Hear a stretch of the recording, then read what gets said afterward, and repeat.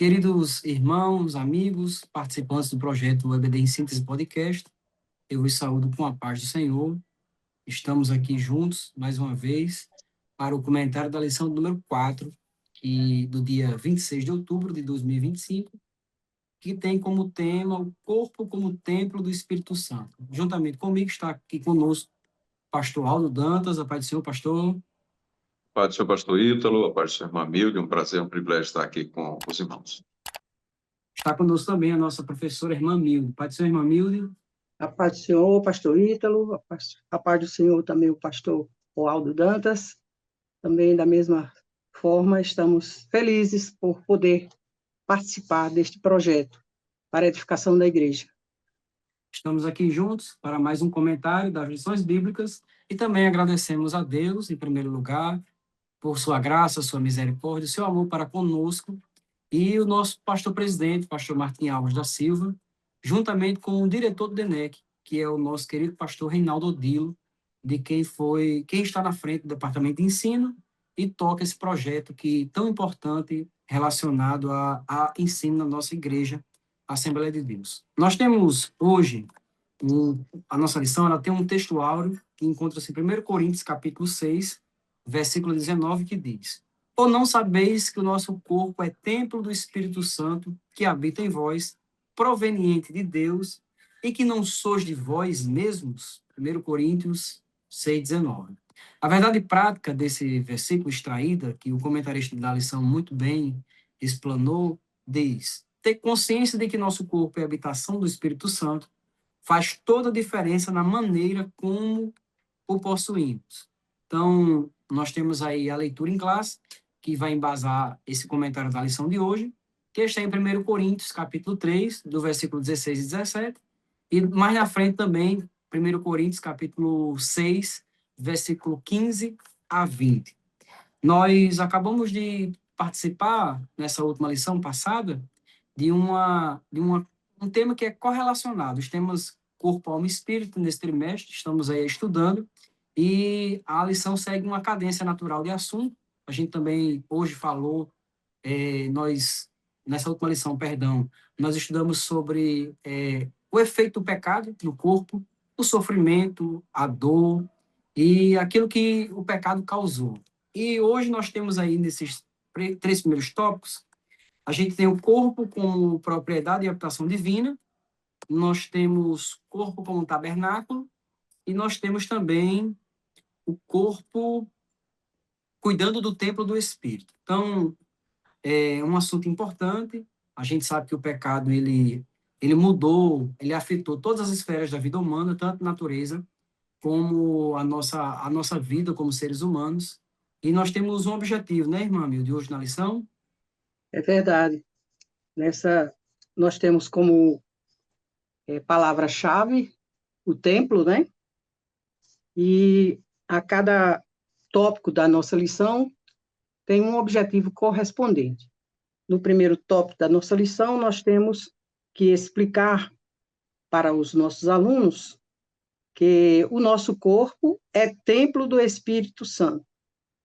E também, no segundo tópico, temos que ensinar que o corpo humano, à semelhança do tabernáculo, que era o lugar de habitação do Senhor, que era um templo provisório, uma tenda montada, ela era removida, né, de um lugar para outro, e que ali o Senhor se manifestava no meio do seu povo, que ele queria habitar, o interesse de Deus era habitar com o seu povo.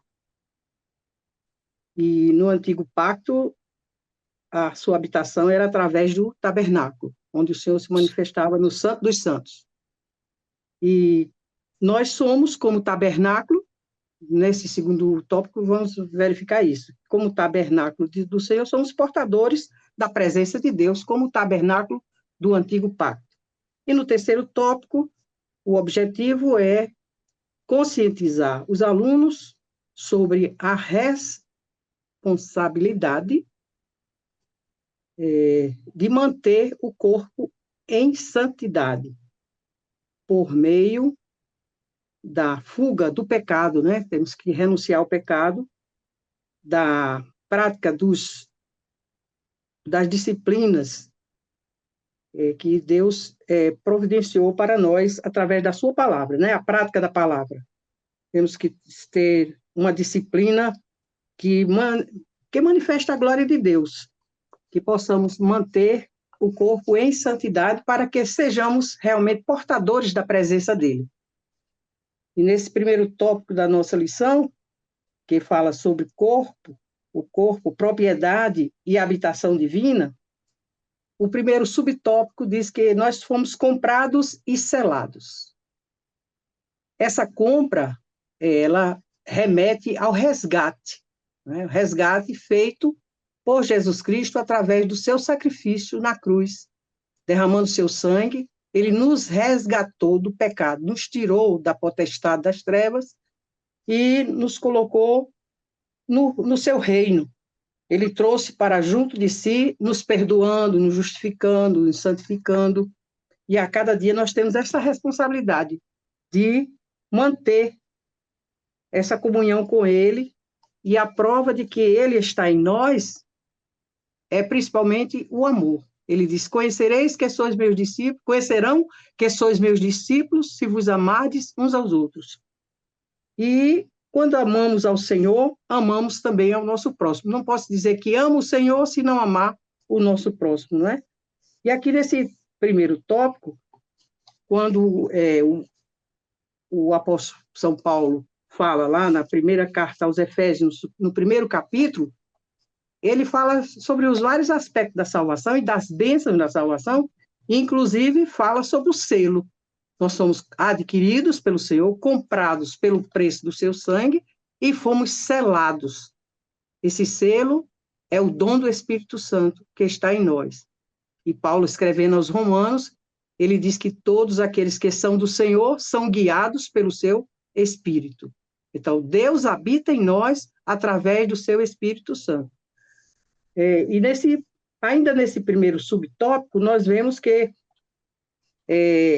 quando a gente fala sobre a questão da habitação do Espírito Santo, no tempo em que Jesus estava com os discípulos, Jesus habitava com eles. Então, o Espírito Santo habitava entre eles.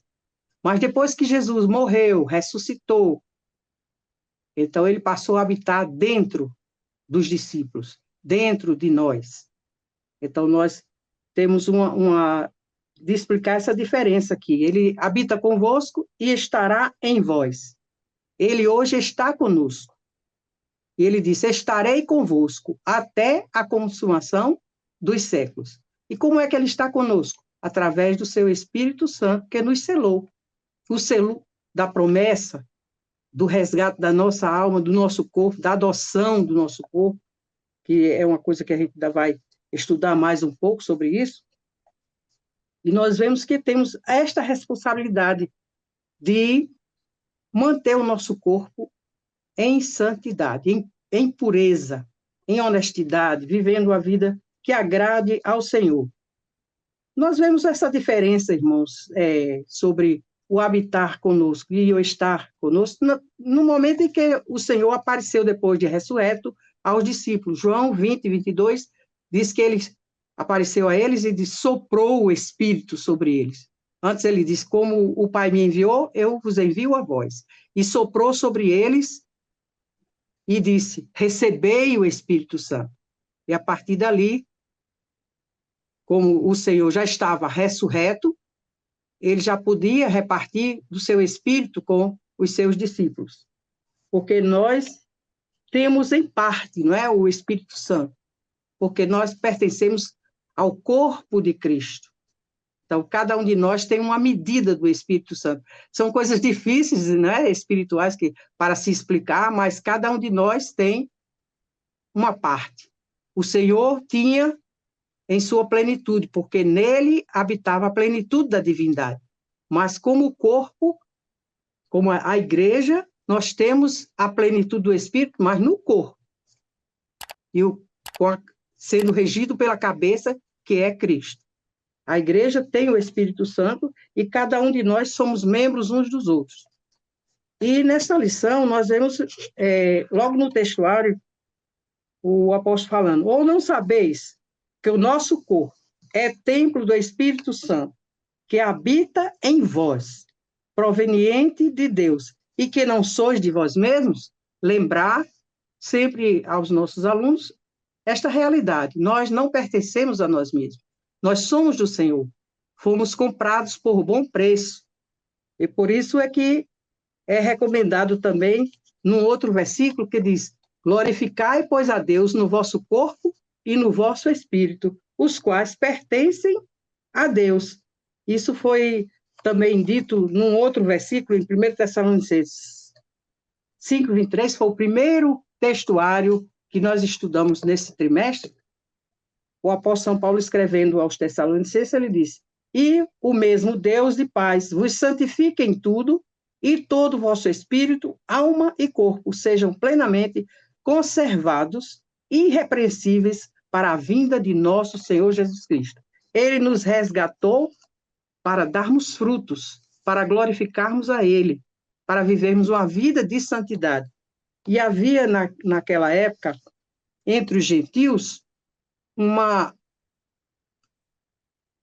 doutrina influenciada pela filosofia grega, em que não se valorizava o corpo, não se valorizava a matéria, como os epicureus, né? Os epicureus, eles achavam que a essência era o prazer, a essência da vida era o prazer, o corpo não valia nada, ia ser destruído. Mas o nosso Senhor resgatou a nossa alma, o nosso corpo, o nosso espírito. Ele nos quer por inteiro. Nós temos que servi-lo de todo o coração. Não é apenas o coração, como dizem alguns, que o Senhor quer, mas é corpo, alma e espírito têm que ser conservados irrepreensíveis para a vinda do nosso Senhor. E o segundo tópico diz: não sabeis vós, não é? Não sabeis vós. A pergunta é interessante, essa pergunta retórica. Não sabeis vós que sois o templo de Deus e que o Espírito de Deus habita em vós? Se alguém destruir o templo de Deus, Deus o destruirá, porque o templo de Deus, que sois vós, é santo. Então, Deus requer a santidade do corpo, porque nós somos propriedade dele. O apóstolo São Pedro também falou sobre isso: vós sois a raça eleita, o sacerdócio real, o povo adquirido, o povo comprado. E foi comprado para glorificar a Deus, foi comprado para anunciar as virtudes do Senhor. E então eu não posso viver uma vida dissoluta. E no capítulo 2 da carta de 1 Pedro, no versículo 11, ele diz: amados, rogo-vos, como a forasteiros, peregrinos e forasteiros, que vos abstenhais das concupiscências carnais que combatem contra a alma. Então, Deus quis nos livrar justamente dessa prisão do pecado que destrói a alma, que leva a alma para o inferno. O Senhor nos resgatou para estarmos com Ele para sempre, para permanecermos nele para sempre. E nesse segundo subtópico, é interessante isso, que a gente possa ressaltar para os nossos alunos que faltava uma compreensão espiritual correta acerca da mordomia do corpo lá entre os coríntios. E o nosso comentarista diz assim: esses crentes, eles eram assim como que imaturos, carnais, não compreendiam as coisas do espírito, eles queriam viver na carne, se viver na carne não pode agradar a Deus.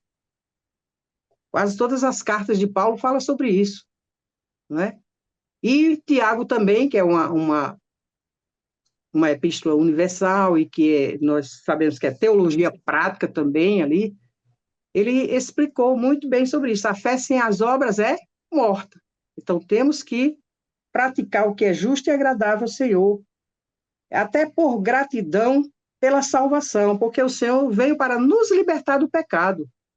Paulo, escrevendo aos Romanos, diz: o pecado já não terá mais domínio sobre vós, porque não estás mais debaixo da lei, mas debaixo da graça, a graça de Deus, que nos proporciona a força espiritual, o poder do Espírito para vencermos o pecado. Então, temos que renunciar. Paulo escrevendo a Timóteo, ele disse, o exercício corporal para pouco aproveita. Ele não disse que era desnecessário, não. Para pouco aproveita, porque a gente sabe que se a gente se exercitar, dá tudo certo. Se a gente parar, o corpo realmente vai sofrer a falta do exercício, né? Vai ficar fragilizado.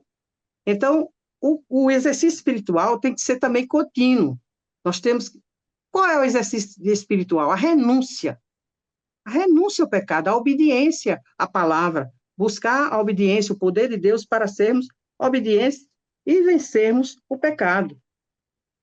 Infelizmente, como foi falado na lição anterior, o homem foi vencido pelo pecado, né? A desobediência, aquela ordem divina, deixou de ouvir a palavra de Deus para ouvir as mentiras de Satanás. E, infelizmente, veio as consequências, e o salário do pecado é a morte. Mas o dom gratuito de Deus, a vida eterna. Então, nós temos que manter um padrão moral elevado, porque somos filhos de Deus, adquiridos para a santidade. O Senhor nos fez participantes da sua natureza divina. A natureza divina é santidade. Ele é santo, santo e santo. Os anjos cantam, os profetas falaram sobre isso. Deus é santo. E ele também falou para o seu povo, quando chamou para estar junto, disse, o povo antigo, no antigo pacto, ele disse, ser-me-eis santos, porque eu, o Senhor, sou santo. E no Novo Testamento, Pedro reforça este pensamento, 1 Pedro 1,15, ele lembra esta palavra, sede santo em toda a vossa maneira de ver, toda a vossa maneira de viver, porque Deus, o nosso Senhor, ele é santo. E se quisermos viver na comunhão com ele, temos que manter o nosso coração purificado pela obediência à verdade, pela sua palavra. Depois de resgatados, temos essa obrigação de vivermos renunciando ao pecado. Então, a propriedade e o domínio. Aqui o terceiro subtópico deste primeiro item. O corpo do crente pertence a Deus e deve ser santificado como templo onde o Espírito Santo habita. Aí lembramos novamente 1 Tessalonicenses 1:23, né? Que o vosso Deus vos santifique em tudo, e todo o vosso corpo, alma e espírito sejam conservados para o dia de nosso Senhor Jesus Cristo. Temos a obrigação de viver a vida de santidade, porque Cristo nos deu este exemplo. Ele renunciou tudo que não agradava ao Pai. Ele podia até, assim, como Deus, revelar alguma coisa do que estava sendo pensado no coração dos homens, falado, mas ele, na sua submissão ao Pai, só falava aquilo que o Pai dizia que era para ele falar. Como ouço, isto eu falo, diz o Senhor.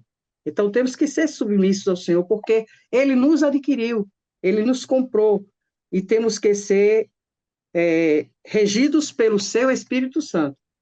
Aí, repito, aquele versículo que está lá em Romanos 8, que nos fala que o Senhor, ele nos deu do seu Espírito, e aqui diz assim, e se o Espírito daquele que dos mortos ressuscitou a Jesus habita em vós, aquele que dos mortos ressuscitou a Cristo também vivificará os vossos corpos mortais, pelo seu Espírito Santo que em vós habita. E mais adiante ele diz que quem é de Deus é regido pelo Espírito Santo, porque todos os que são guiados pelo Espírito de Deus, estes são filhos de Deus. Então, filho de Deus é aquele que obedece às ordens do Espírito Santo. Nós não somos mais de nós mesmos, temos que viver em submissão e obediência a Deus, buscando nos santificar para sermos sempre dignos da sua santa presença em nós. Glória a Deus. A gente acabou de ter uma explanação sobre o corpo como propriedade e habitação divina. E agora a gente vai explorar o segundo tópico, que é o corpo como tabernáculo. Pastor Álvaro. Obrigado, pastor Ítalo. Retomando aqui a fala da nossa irmã Milde, não é? Que a palavra-chave é templo, né? Templo. E foi colocado aqui no primeiro tópico, o corpo como propriedade, né? Propriedade exclusiva do Senhor, e também habitação divina. E o tabernáculo, ele vem como uma figura, né, para ser aplicada ao corpo, ou seja, o corpo como tabernáculo. Segundo Coríntios 5:4 diz, estamos neste tabernáculo. E segundo Pedro 1:14 diz, brevemente hei de deixar este meu tabernáculo. Então, aqui a gente percebe que o corpo, ele toma a figura de um tabernáculo, né? Esse tabernáculo, ele foi feito no deserto, por ordem de Deus. Ele disse assim, me farão um santuário e habitarei no meio deles. Então, o tabernáculo, ele foi feito para ser a habitação de Deus. Então, como no primeiro tópico, né? Deus, ele é o corpo, ele pertence a Deus. E ele é a habitação de Deus, a habitação do Senhor. Ele foi criado por Deus para isso, para ser a habitação de Deus. Então, ele traz essa figura do tabernáculo. Então, nós precisamos, o professor, ele deve trazer, né, o aluno para que ele entenda que aquele tabernáculo, ele foi construído para que a presença de Deus estivesse ali. Então, o tabernáculo, ele existe para a presença de Deus, ou seja, a presença de Deus no tabernáculo, não é? No tabernáculo, servia para dirigir o povo, para guiar o povo, mas para que Deus se fizesse presente no tabernáculo, era necessário que todas aquelas ordenanças fossem cumpridas rigorosamente, não é? Então, o tabernáculo, por analogia, ele reforça o aspecto tricotômico do corpo humano, não é? Ou seja, assim como o corpo humano é constituído de corpo, alma e espírito, o tabernáculo ele também tinha 3 divisões.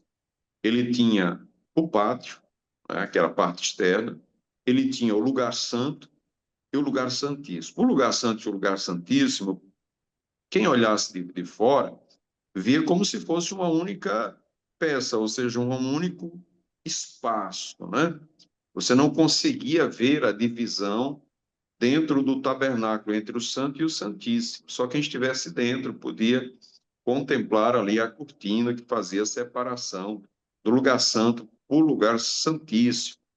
Então, por fora, você conseguia enxergar o pátio, né, onde estava o altar do sacrifício, a bacia de bronze, né, estavam ali no pátio, onde eram feitos os sacrifícios dos animais, onde os animais eram colocados no altar para ser queimado. Porém, ali os sacerdotes e os serviçais poderiam estar. Porém, no lugar santo e no lugar santíssimo, ou seja, na tenda, né, na tenda, só poderia entrar o sacerdote, né? E no lugar santíssimo, o sumo sacerdote. Então, no lugar santo, tinha ali o candelabro, tinha os pães de preposição e tinha o altar de incenso, que ficava exatamente na divisão dos dois ambientes, o lugar santo para o lugar santíssimo, onde ficava a arca do concerto, né? Onde ficavam os querubins e a presença de Deus. Então, nesse lugar santíssimo, né? Nesse lugar santíssimo, era um espaço interno, único, né? Interno, onde apenas uma vez por ano o sumo sacerdote entrava para oferecer sacrifício pela nação, por ele mesmo e pela nação, e isso mostra essa linha tênue que divide a alma do espírito, né? Então, quando o tabernáculo ele é levantado, é Deus que enche o tabernáculo da sua glória. Não é uma ação humana, mas uma ação divina que enche aquele tabernáculo da presença de Deus, tanto que quando da inauguração, da instalação, da inauguração daquele tabernáculo, né? Os sacerdotes, eles foram cheios do Espírito Santo. Então, isso mostra que a presença de Deus, ela não se resume ao Espírito, né? Mas ela alcança a alma e alcança o corpo também, ou seja, todo o tabernáculo, né? Todo o tabernáculo, ele fala da presença de Deus, ele torna aquele ambiente todo cheio da presença de Deus, assim como no dia de Pentecostes, né, que veio sobre todos. A Bíblia diz que o Espírito Santo veio sobre todos, na sua integralidade, né? E eles estavam ali cheios do Espírito Santo. O interessante dessa lição é que essa lição ela é cheia, muito cheia de referências.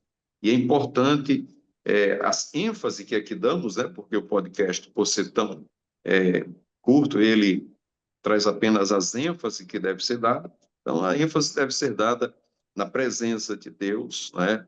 No corpo humano, ou seja, a presença de Deus na vida do crente como um todo, e trazendo essa analogia, né, que o seu lugar é santo e santíssimo, né, que significava, ou que representa, ou que por analogia seria a alma e o corpo, é um lugar quase que indivisível, que você só sabe que existe as duas partes, mas que não consegue enxergar de fora isso, né?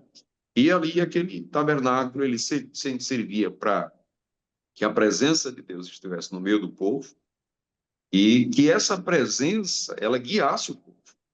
Não era somente a presença pela presença, mas é importante ressaltar que essa presença, ela servia para guiar, para dirigir, né, o povo.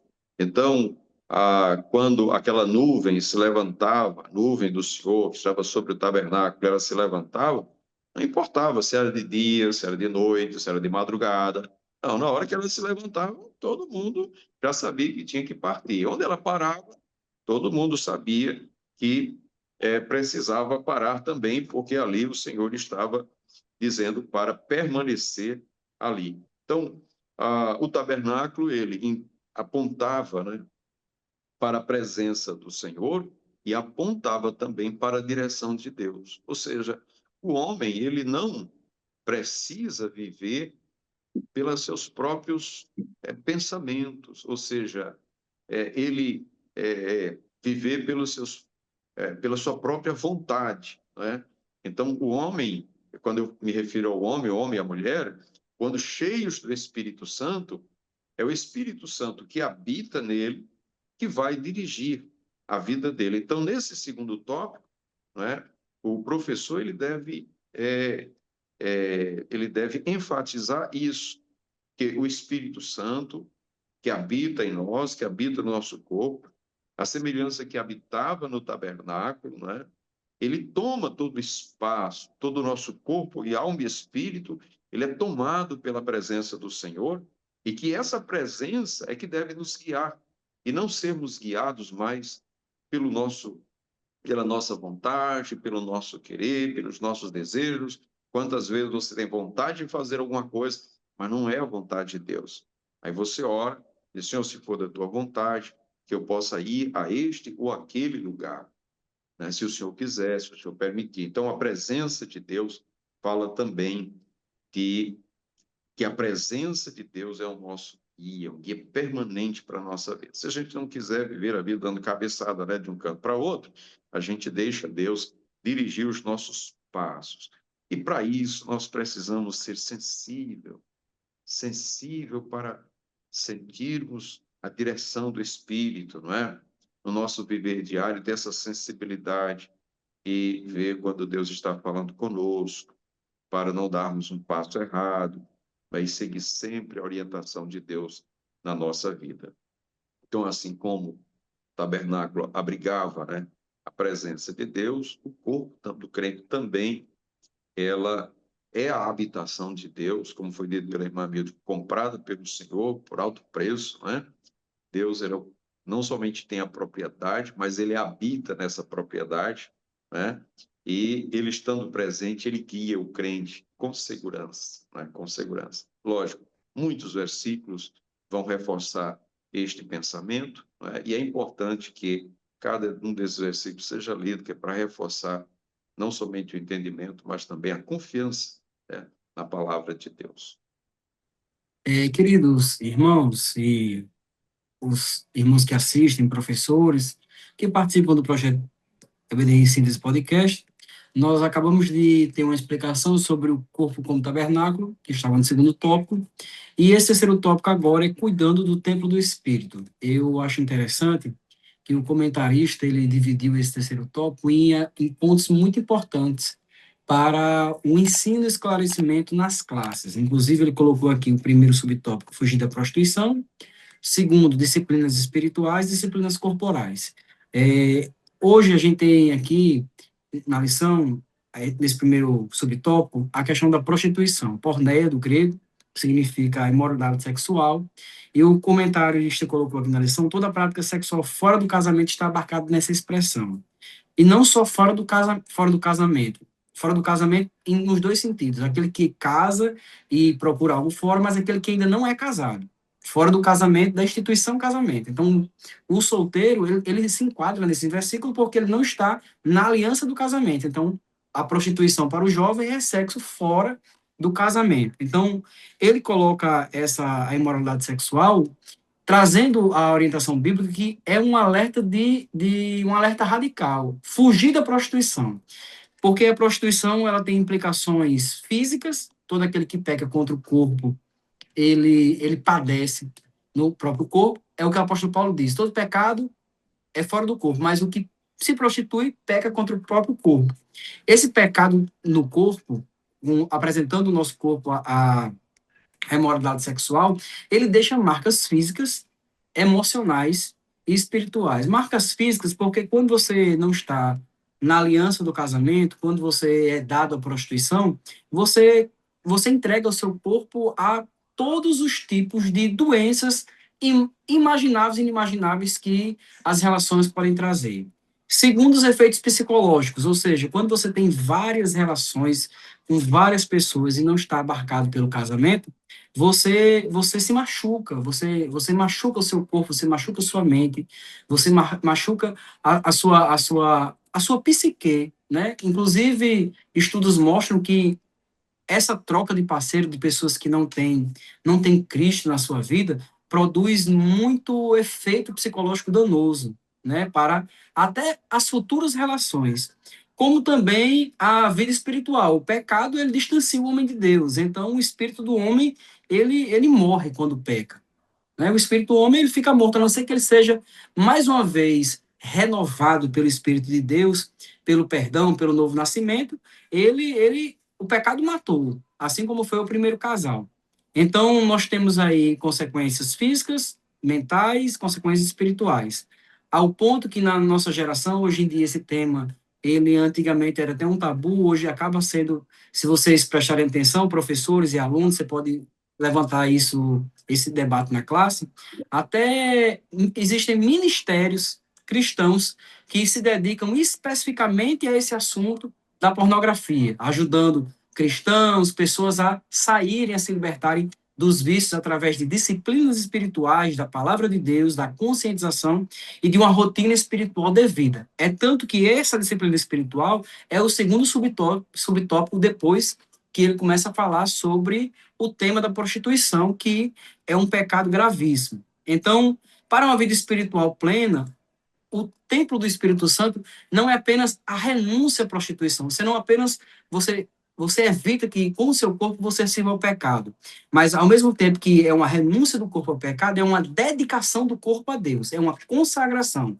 Então, a gente não entrega o nosso corpo à prostituição, mas a gente entrega o nosso corpo à presença de Deus. E esse entregar do corpo à presença de Deus é justamente as disciplinas espirituais, como a oração, a consagração, a leitura da palavra de Deus, a santificação, que são disciplinas bíblicas importantíssimas para o nosso crescimento e aperfeiçoamento. A gente sabe que a salvação ela tem algumas etapas, a justificação, a regeneração, a santificação e a glorificação.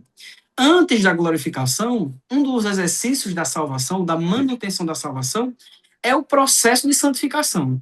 E o processo de santificação é justamente esse, é quando a gente consagra o nosso corpo, alma e espírito a Deus, a uma disciplina espiritual, ou seja, ao serviço de Deus. Então, aqui a gente tem Romanos capítulo 12, versículo 1. A próximo subtópico desse último tópico é disciplina corporal. É um tema importantíssimo para a gente levantar com os nossos alunos na sala de aula, porque o próprio escritor, ele usa aqui uma expressão muito usada nos círculos cristãos, que é o crente não bebe, mas come. Acabou que essa filosofia ela foi muito usada por jovens, irmãs, irmãos, para muitas vezes nos exceder nas nossas comemorações. Pelo fato que a gente não tem festas regadas a bebida alcoólica, é como se a gente tivesse o direito, entre aspas, né, de exagerar na comida. Então, fugindo totalmente da mordomia do corpo, que a mordomia do corpo é justamente ao saber que o meu corpo é templo do Espírito Santo, eu preciso cuidar da minha alimentação, fugindo das obras da carne. Eu preciso cuidar da minha consagração, ou seja, tendo temperança. Eu preciso cuidar do meu corpo, porque cuidando do meu corpo, eu vivo mais, exerço mais tempo no meu ministério, prego com mais qualidade, porque prego por mais tempo. Quem não usa bem do corpo, acaba o corpo, fica doente, perde o ministério. Quem cuida do corpo tem capacidade de exercer o ministério dado por Deus por mais tempo, com mais qualidade de vida, tem a condição de pregar por mais tempo, de evangelizar por mais tempo, de exercer influência espiritual por mais tempo. E também exercício físico, né? Eu estava falando com o pastor Aldo anteriormente, que muitas vezes as pessoas confundem que alguns ambientes que muitas vezes não são bons para a gente frequentar, com a prática do exercício físico. Você não precisa não mostrar seu corpo, usar dele de forma inadequada, para justificar uma vida de não exercício físico. Você precisa fazer exercício físico, porque isso faz parte da mordomia do corpo. Então, aqui eu encerro esse comentário do terceiro tópico e oportunizo aqui a irmã Milda e o pastor Aldo para fazer aí algum comentário geral, os três tópicos, ao que você julgou importante, já trazendo aqui as considerações finais. A gente já está chegando aqui no final do nosso comentário. Vou começar aqui pela irmã Milda. É muito interessante isso, algo que eu já citei, que eu acho importante, é que o pastor Ítalo citou Romanos como capítulo 12, né? Rogo-vos, pois, irmãos, pela compaixão de Deus, que apresenteis os vossos corpos como sacrifício santo, vivo e agradável a Deus, que é o vosso culto racional. Deus nos quer por inteiro, né? O nosso corpo por inteiro. E quando Paulo fala a Timóteo sobre a devoção, a piedade, ele fala justamente sobre isso, é o exercício espiritual. O exercício corporal, ele não menospreza, ele para pouco, porque é temporário, o corpo, ele é passageiro também aqui, né? Mas é importante a gente cuidar do corpo. E a questão espiritual está ligada também à física. Se eu não tenho temperança na minha maneira de comer, eu vou afetar o meu corpo físico. Se eu me exceder nos doces, nas massas, a minha glicemia vai subir, os triglicéridos vão subir. Se eu me exceder nas gorduras, é o colesterol que vai estar prejudicando o meu corpo, afetando toda a minha circulação sanguínea. Uma glicemia elevada afeta todo o corpo. A pessoa pode perder a visão, pode ter AVCs, tanto do coração como da mente, se a sua glicemia está alta. Então, nós precisamos realmente, como o pastor Ítalo tem falado, de manter o nosso corpo sadio, saudável.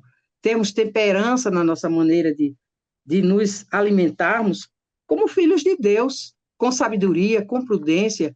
E na unção do Espírito, nós temos a temperança, porque o fruto do Espírito também nos dá o domínio próprio, né? Para não nos excedermos em coisa nenhuma. Deus quer justamente o equilíbrio.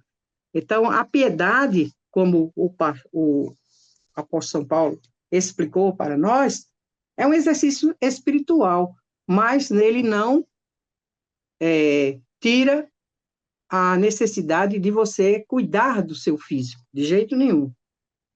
A piedade, ela é a devoção, é através da oração, do jejum. Quando a gente não consegue vencer alguma coisa,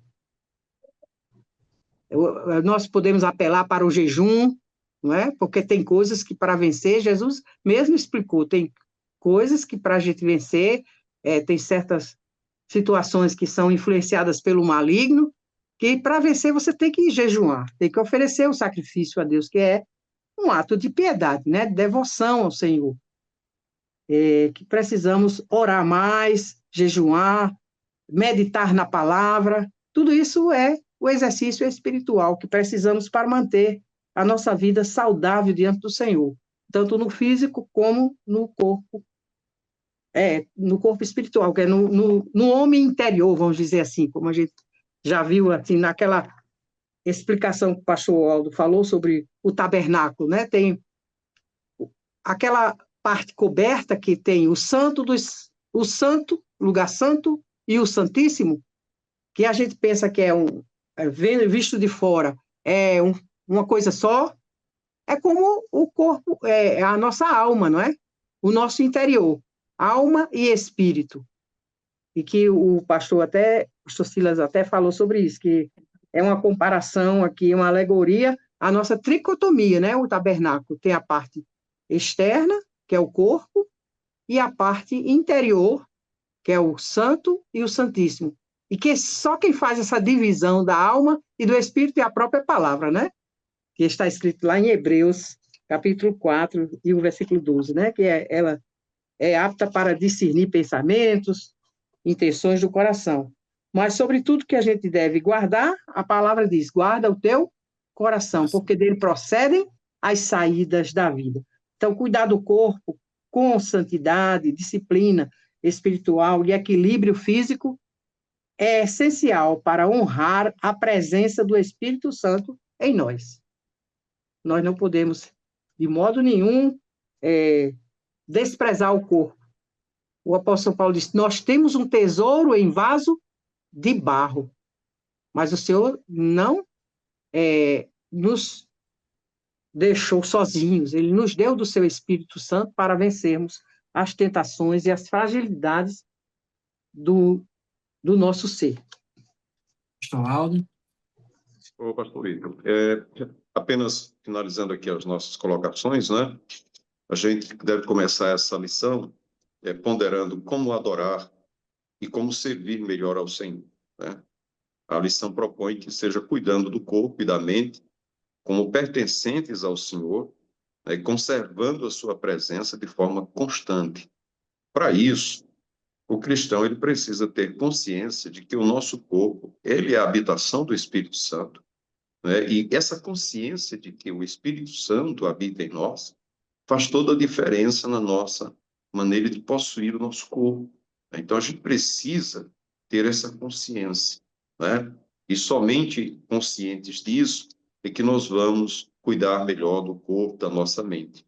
E cuidando do corpo, da nossa mente, para termos corpo e mente saudáveis, né?